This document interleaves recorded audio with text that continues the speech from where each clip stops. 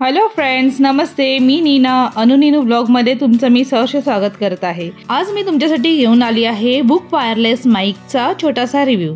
हा माईक तुम्हाला YouTube videos, audios, recording यासाठी फार युजफुल ठरतो. या व्हिडिओत आपण जाणून घेऊयात या माईकबद्दल थोडक्यात माहिती.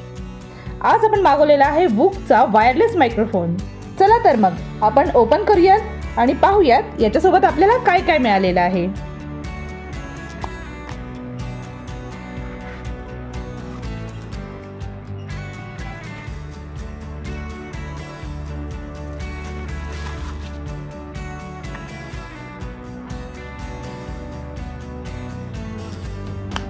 तर आपल्याला मिळालेली आहे ही चार्जिंग केस, ज्याच्यामध्ये आहेत 2 माइक्स, एक रिसीवर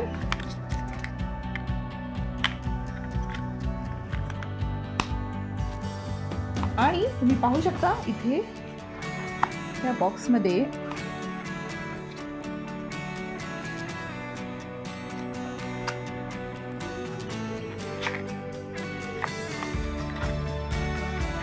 इथे आपल्याला मिळालेले आहेत 2 चार्जिंग केबल्स आणि एक टाइप सी अडॅप्टर आणि सोबतच त्याच्यासोबत आपल्याला एक डॉक्युमेंट मिळालेला आहे.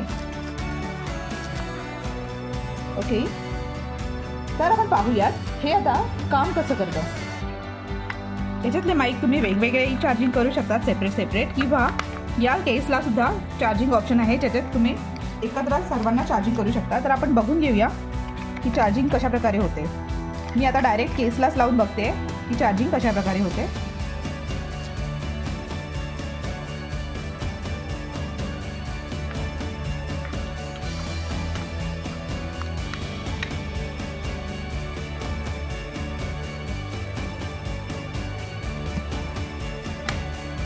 तुम्ही बघू शकता चार्जिंग केल्यावरती केसवरती आपल्याला बॅटरी पर्सेंटेजेस दाखवतात. म्हणजे हे आता 100% चार्ज आहे, तुम्हाला इथे ते केसवरती शो करतं.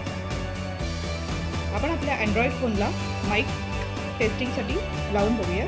तर मी इथे रिसिव्हर काढते आहे आणि एक माईक. तर पहिले मी रिसिव्हर लावून घेते. रिसिव्हर अशा वरती लाईट असेल त्या बाजूला लावून घ्यायचं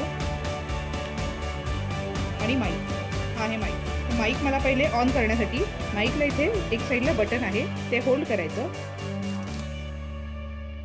तर माईक आता ऑन झालेला आहे, पण तरीही तुम्हाला इथे रिसिव्हरवरती लाईट पेटलेली दिसत नाही आहे. तर त्यासाठी तुम्हाला काय करावं लागेल ते मी सांगते. अँड्रॉइड फोनशी जर आपला माईक कनेक्ट करायचा असेल तर त्यासाठी एक सेटिंग आहे तुमच्या फोनमध्ये, ती तुम्ही सेटिंग ऑन करायची आहे. चला तर मग आपण बघूयात कशी सेटिंग ऑन करायची आहे. तुमचा मायक्रोफोन अँड्रॉइड फोनशी कनेक्ट करण्यासाठी तुम्हाला तुमच्या मोबाईलच्या सेटिंगमध्ये जाऊन सर्चमध्ये OTG टाईप करायचे आहे.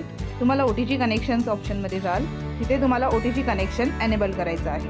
आता तुमचा मायक्रोफोन तुमच्या अँड्रॉइड फोनशी कनेक्ट झालेला आहे.